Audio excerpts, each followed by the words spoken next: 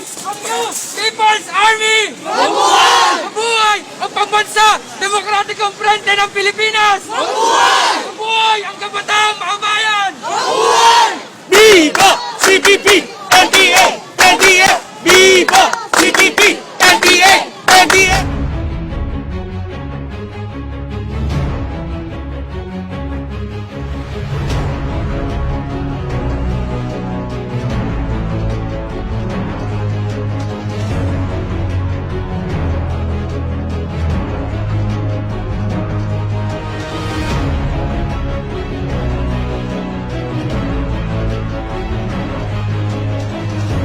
Akong kuda dito Leo, tapos nagikan ko sa eskwelahan. Primero nag-start to school sa STI Surigao, tapos nibalhin ko sa STI Quezon City, Novaliches, tapos nibalhin na po ko sa UP niya akong course dito. Nibalhin ako sa psychology, tapos nag-start ko pagka-recruited sa STI Surigao pa 2005 na-recruit na ko. Tapos pamagi nila sa pag-recruit gikan sa mga estudyante, ginakuhaan nila og data kanang ginatawag nga SICA, Social Investigation and Task Analysis. Sa mga estudyante nga mga gipang recruit, primero ilang kuan ba pasulod sa mga organisasyon. Ang tawag sa organisasyon kanang Samahan ng Kabataang Makabayan o KM. Tapos ipa-undergo nila og mga party education. Dito tudluan ang mga estudyante kung paunsa ang partido. Tudluan og araling aktivista, mag-eskwela siya para mamahimong aktivista. Pag once na aktivista na siya, patambungon og mga rally. Tapos sa pag-abot sa rally, dito ipakita nila kung unsa ang mga mulo sa mga tao gikan sa nagkalain-laing saray. Once nga ang isa ka estudyante nitambong na siya og rally, isa na siya ka member sa organization or member sa Partido Komunista sa Pilipinas. Gikan sa estudyante ka, isa ka member sa KM or sa LFS, aktivista ka, ginapapili kanila kung mo revolutionary integration ka o mo full time na ka.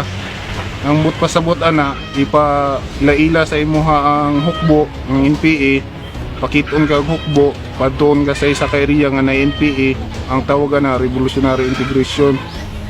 Na pag-abot dito, papilion ka kung mahimo ba kang part-time member o full-time na. But pasabot sa full-time, dili na ka muuli, manumpa na ka pagka-hukbo. Kung part-time ka, mag-uli lang ka. Pwede ka mo bisita dito, pwede ka mo balik sa syudad.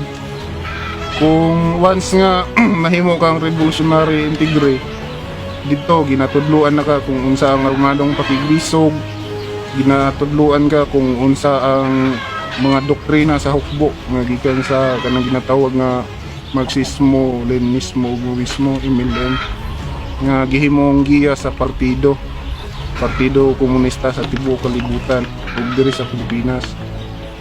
Para mamahimo kang isa ka party member, mo nagikan ka sa estudyante.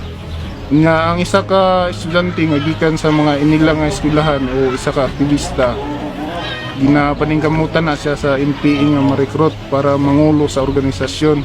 Kay ang mga professional o mga estudyante na sila katakos nga mangulo sa isa ka unit, isa ka region o sub-regional.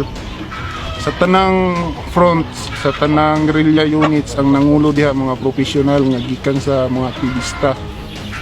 Gikan kay ang aktivista na pa lang siya sa syudad, ginatrain na siya para mamahimong leader.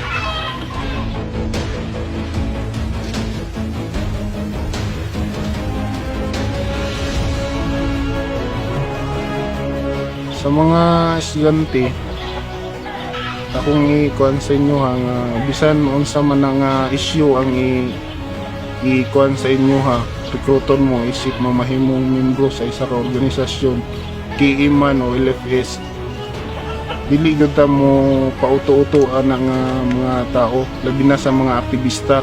Kay ang ilang tuyo og tinguha sa inyo ha, para lang gyud mahimo mong membro o para mo mahimong armado. Giluan lang ang atong hunahuna na nila. Dili man gyud susi sa pagkabuot sa hustisya ug kaning pag-angkon sa atong mga interes ang pagunit og pusil. Dili gyud makatabang ang revolusyonaryong kalihukan, mas nihatag pa siya og problema sa atong nasod. Gumikan aning pag-armas, people struggle, kanang paggunit og pusil, pagpatay og sundalo o pakigubat.